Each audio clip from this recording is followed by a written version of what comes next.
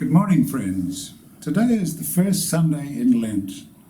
So now, with the purple colour that you can see I'm wearing, is a reminder that we're in the season for preparation.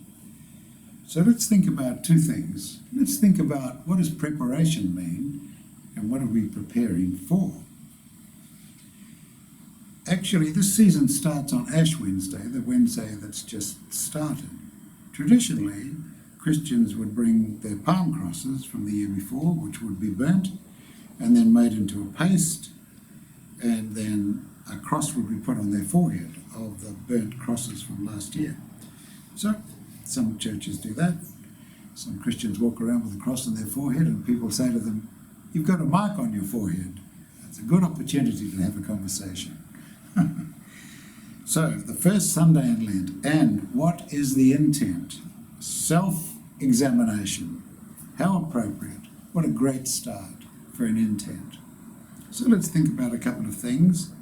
And all these things that we discuss are meant to enrich our lives, intended to really bring sustained satisfaction into our life. All Christian messages are about the long view, but also have a message for the short term, for things to happen more quickly than the longer term.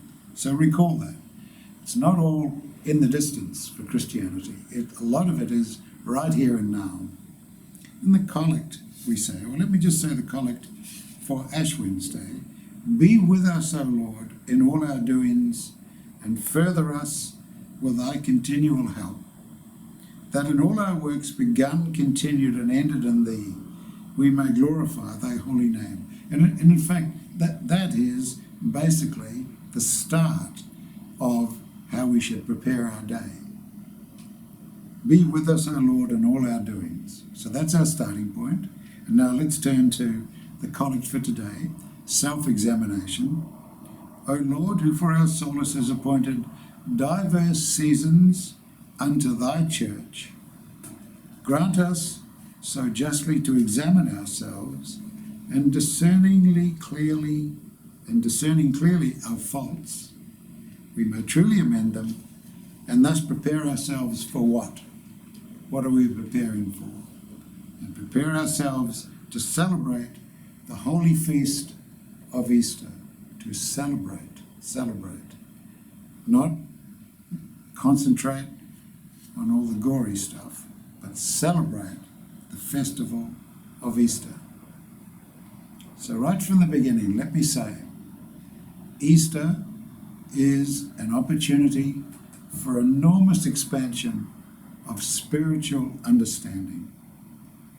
It's an opportunity for a huge consciousness change. It's an opportunity for us to change the way we go about things every day, the simple things, the more complicated things. This festival, this wonderful festival of Easter, it's all about us and it's all about Christ. And so we've got to prepare for that, to take full advantage of it. These festivals are here for our benefit. Particularly Easter is not here to feel miserable. It's here so that we can grow and expand and make more of our lives and make our lives more meaningful. So that's where we're going. That's where we're headed. So self-examination, how do we go about that? Well, we say here, we have a look at ourselves a little bit and then see what we're going to do about it. Now, when we're looking at ourselves, we need to be aware of who we are. So some people say, well, I don't understand who I am to begin with. Well, maybe that applies to a lot of us a lot of the time. But as Christians, and certainly from the esoteric side, we have an opportunity to understand that we are more than just what people look at. And we're a lot more than when we look in the mirror ourselves. When we look in the mirror, we see what? Our bodies. But we also consist of emotions and intellect.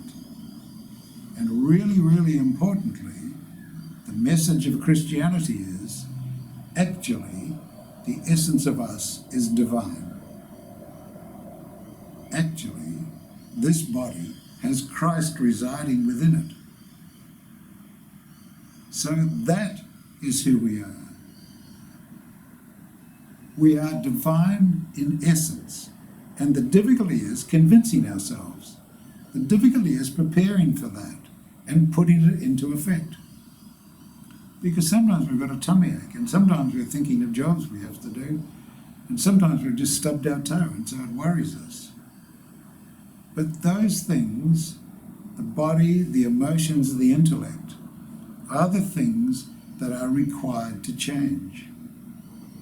Our heart is to be opened as Christians such that the light of Christ can shine through what we might regard as our personality. Our personality is transitory. Our soul is not. Our soul is permanent. The Christ light, the Christ essence within us is permanent. And that's actually who we are. But when it comes to humans, it takes a lot of convincing. And particularly in this, what we might say, day and age. We're very intellectual, and we read lots of stuff, and we look at lots of stuff on TV and films, and we think about lots of stuff, and we have blogs, and we talk. And it's all very head stuff. It's all in our heads. So, let's take advantage of the fact that we are intellectually people more intellectual than in past ages. The world is more intellectual than it was 2,000 years ago, more intellectually developed, more accelerated. Let's take advantage of that. Let's not think this is a burden. Let's use it constructively. So when we're thinking about self-examination, I think the very most useful thing is to go back to Ash Wednesday and say, "Be with us, O Lord, in all our doings, and further us with thy continual help." That in all our works, that is, especially thinking about ourselves, so we could rephrase this and say that in all our thinking about ourselves, in preparation for Easter, where we start, begin, continue, ended, let's think about glorifying your name. One of the things that happens when we just focus on our faults only, because we're not going in any particular reason, we just think we've got to correct something. Our obsessive mind, that's our waking mind, the mind that knows what toothpaste to buy and what the colour blue looks like, roughly, that part of us starts to obsess. So when we think about, we've got to correct some sort of habit, that dominates the mind, and it's counterproductive. What happens is, we use this modern expression, we give the fault oxygen. Actually, we want to do the exact opposite. We want to take away all the energy and the oxygen from that fault. And how do we do that? We focus on the positive. We focus on the opposite. So, now we have a bit of a method. The self-examination consists of two things. Yes, we're aware of our shortcomings, but then we just think about, let's flip it over. What would we like to be like? What do we aspire to be like for whatever the particular fault is? What's something that we would really be proud of? And then we think about that, and we say the prayer, the Ash Wednesday prayer, that our task now that we start, begun, continued and ended in you, Christ, give us this light and strength, and bathe our personality, enlighten our personality in such a way that that's how we want to prepare. After we've done just a little bit of rumination and a little bit of self-examination, then we want to grow and we want to expand and change. So that's what this period is all about. That's what this period of Lent is all about. Preparedness. Preparing for that festival of Easter. And we want to really take advantage. Every Easter that comes around, we would like it to be even better than the previous one. What does better mean? Better means more able to feel the love of Christ, more able to feel our fellow men and women around us with sympathy and understanding, more able to work together as a group, more able to feel more comfortable in one another's presence, more able just to get along with people, genuinely get along with people. And doing that, it becomes easier as we expand our understanding, our appreciation of other people.